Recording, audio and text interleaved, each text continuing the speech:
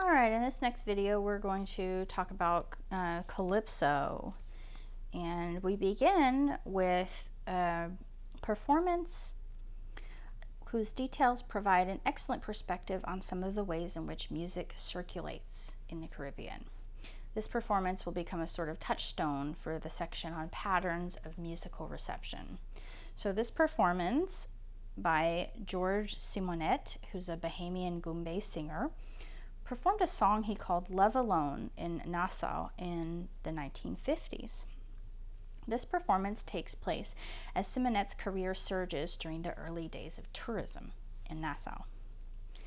The performance includes rake and scrape rhythms played on goatskin drum and maracas instead of saw, and the ensemble also features piano, guitar, upright bass, and clave, which is an instrument from Cuba.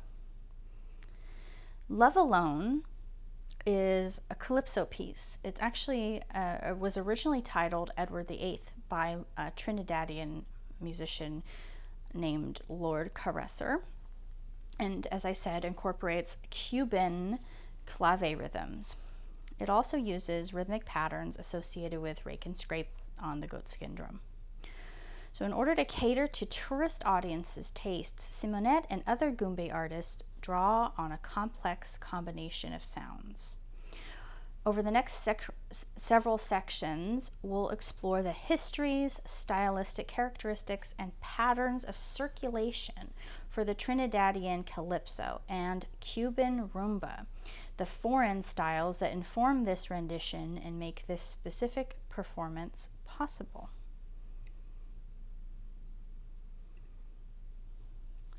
So what is Calypso? Calypso is an Afro-Trinidadian genre of popular music. It has strong associations with Carnival. Carnival happens in the last days before Lent in the Catholic liturgical calendar. This is the last time of festivity before a time of solemnity, prayer, and self-purification. Oops, I'm sorry.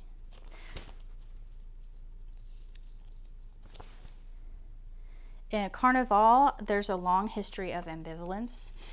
We have an inversion of social roles. Streets of cities and towns become the space for celebration, and public assembly by African descendants and public performance of African-influenced traditions happens during this time. In a place with great inequality and tension surrounding race and class, this can produce a lot of anxiety. So just a brief history of Calypso. Modern Calypso stems from Calypso and Calenda. Calenda is a form of stick fighting. Bands organized by neighborhood would square off, first in song and then often through stick fighting. Calypso music, which was first mentioned in 1780, accompanied Calenda. This music was sung primarily by female chantwells with chorus and percussion accompaniment. Calenda was central to early Carnival celebrations. Canboulés were Carnival processions. This commemorated the harvesting of sugarcane during slavery. Sugarcane was extremely labor-intensive. Fields are burned, and then the entire crop must be harvested quickly before it spoils. Canboulé processions were popular and often involved Calenda. After emancipation in 1834, Afro-Creoles took over the streets for Carnival. Official unease about these celebrations grew over the 19th century as class and racial conflict play out around musical performance. Trinidadian government attempts to proscribe these forms of expression. In 1881, Trinidadian government attempts to ban Canboulé processions. This led to open riots between Afro-Creole revelers and police, and heightened resentment toward government and increased elite mistrust of the black working class. In 1883, the government banned all drumming, and in 1884, they banned stick fighting itself. Faced with these limits on Afro-Trinidadian cultural expression, people found alternatives. Men became more involved in singing of carrizos. Formerly physical competition plays out in song, and then women were relegated to the sidelines. Tambu bamboo was introduced in the 1890s. This was an ingenious substitution for drums and sticks. This musical style uses 3 sizes of bamboo sticks. The boom, which is the base, it's a 5-foot stick, and it's stamped on the ground. Foulet, which has a higher range, and there's 2 sticks, 1 foot each, hit end to end. And the cutter has the highest range. It's made of thin bamboo and hit with a stick.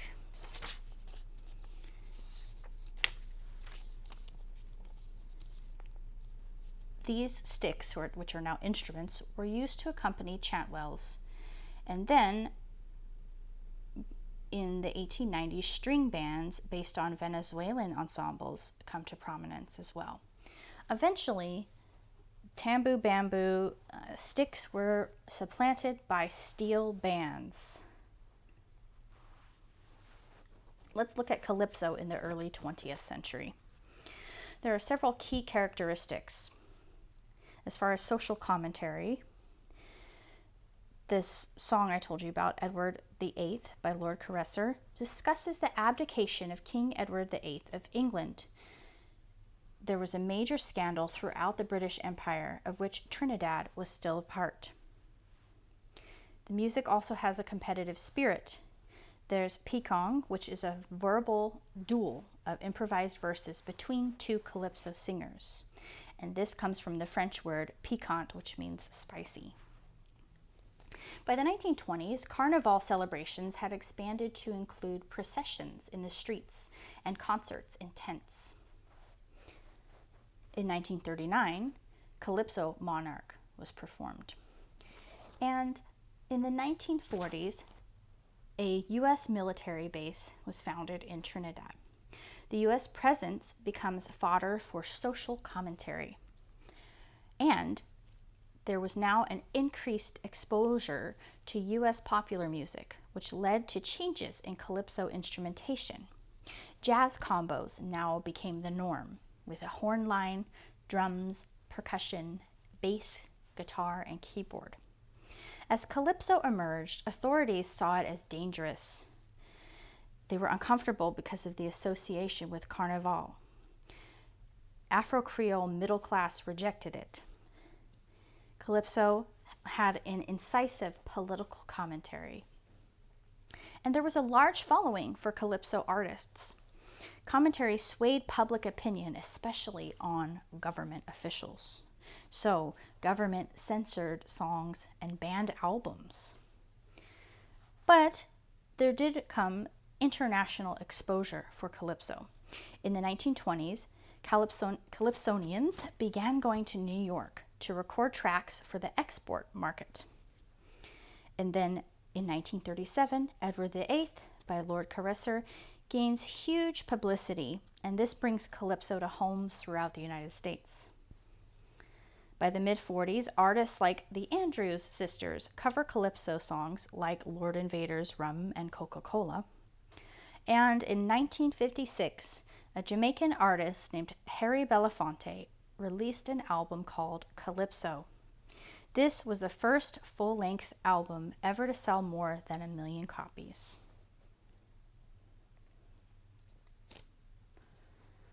Let's turn to steel band.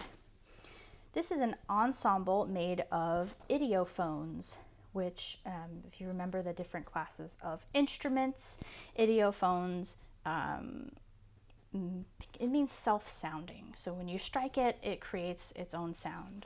And what these instruments are steel pans, which originally they were tuned oil drums.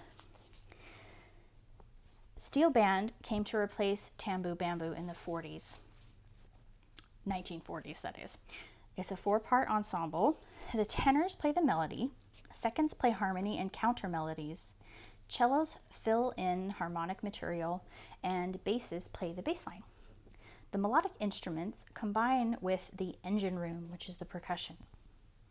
Bands can range from around a dozen to over 120 musicians.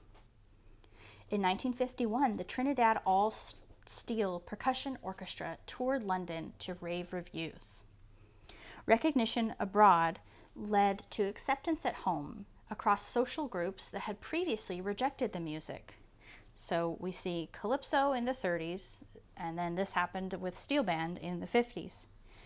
Steel Band and Calypso became the expression of Trinidadian identity during the independence movement of the 1960s. And let's turn to an example of Calypso. This is by the Mighty Sparrow, No Doctor No. So you can hit pause here and listen to this example, and then oh, I guess that's the end of this video. I'm sorry, I don't want to go too long for each of these.